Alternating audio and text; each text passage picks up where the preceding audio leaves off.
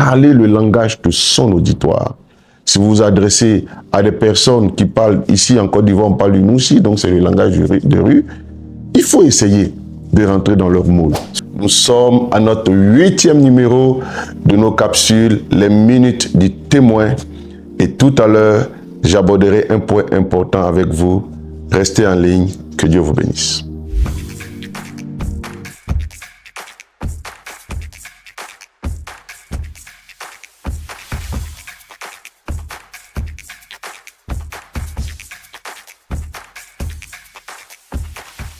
Soyez bénis. Alors, comme je disais, nous sommes l'église Vase d'Honneur de Bouaké et je veux rappeler que nous avons nos cultes tous les dimanches, pour l'instant, au Centre culturel Jacques Aka de Bouaké.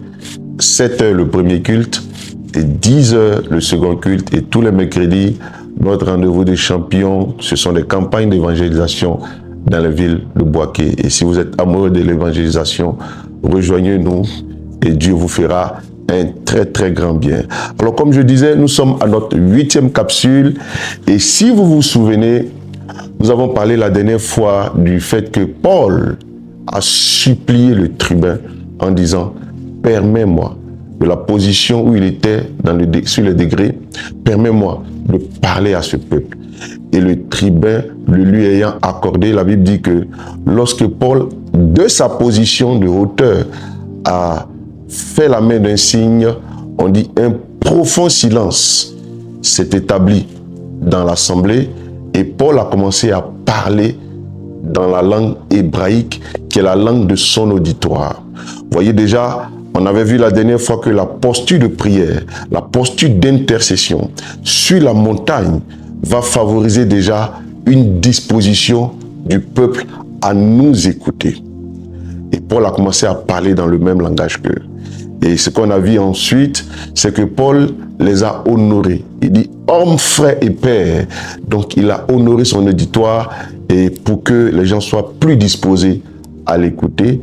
Et ensuite, il a dit « écoutez ce que j'ai à dire pour ma défense ». Et c'est là qu'on a parlé de l'assurance, la foi qu'on doit avoir dans le message que nous avons. Si nous avons expérimenté quelque chose de la part de Jésus, croyons qu'il peut se servir de notre message pour toucher notre auditoire. Et on doit parler avec assurance. On doit avoir foi dans le message que nous avons. La femme samaritaine n'avait pas de longues années d'études. Elle n'était pas aussi intellectuelle que ça. Mais elle dit, venez, j'ai trouvé quelqu'un.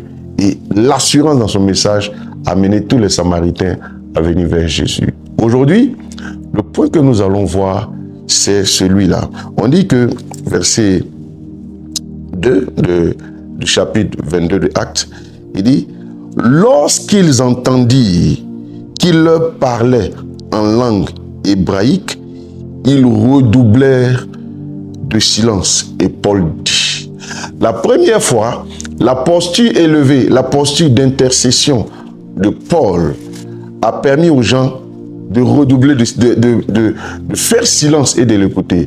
On dit maintenant cette fois-ci, lorsqu'il a commencé à parler le langage de son auditoire, on dit il redoublait davantage de silence pour l'écouter. Ce point que nous voulons voir aujourd'hui, c'est parler le même langage que votre auditoire. Si vous voulez que votre message puisse porter, parlez le langage de votre auditoire. Si vous êtes en face d'un peuple instruit et qui fait très attention à la langue de Molière, apprenez à parler comme ce peuple.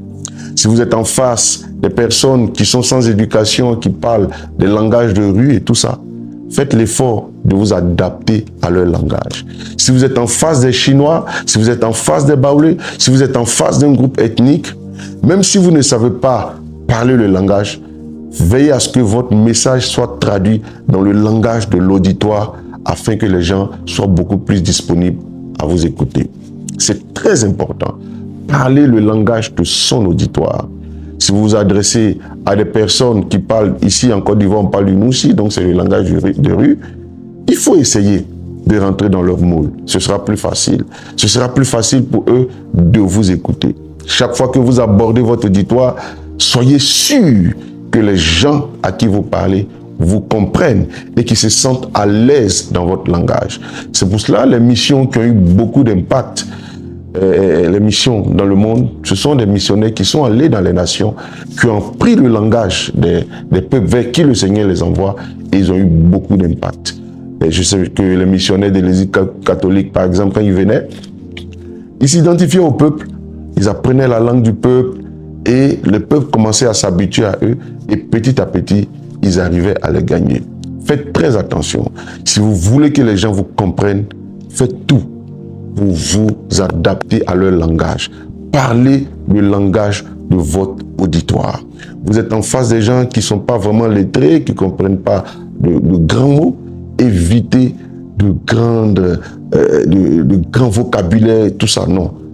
Trouvez la grâce de vous identifier à eux. Paul dit, je me suis fait tout à tous afin de sauver de toute manière quelques-uns.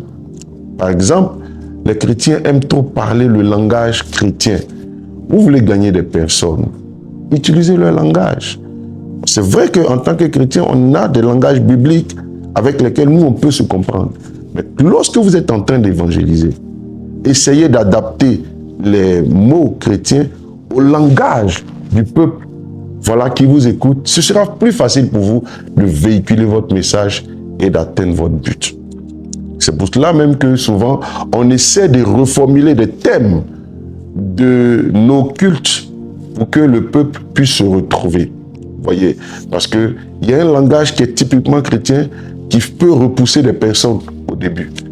Le but, c'est que les gens nous écoutent d'abord. Et lorsqu'ils nous auront écoutés, et que le message aura touché leur cœur, et qu'ils seront rentrés dans notre famille, ils comprendront notre langage beaucoup plus aisément. Donc, ne vous fixez pas, soyez simple. Votre but, c'est que votre message passe. Donc, faites tout pour vous adapter au langage de votre auditoire. Si vous êtes au milieu des médecins, si vous êtes au milieu des avocats, je pense que Dieu vous aide avec leur ethnos, leur façon de parler, de véhiculer le message dans ce sens et ça aura beaucoup plus d'impact.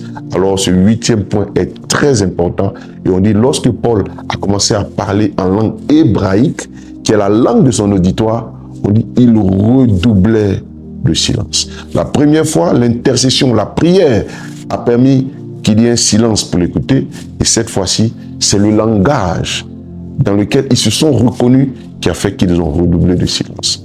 Que Dieu vous accorde la sagesse, apprendre à parler le langage de votre auditoire et que vos messages portent un grand fruit dans la vie de votre auditoire. Que Dieu vous bénisse. Amen.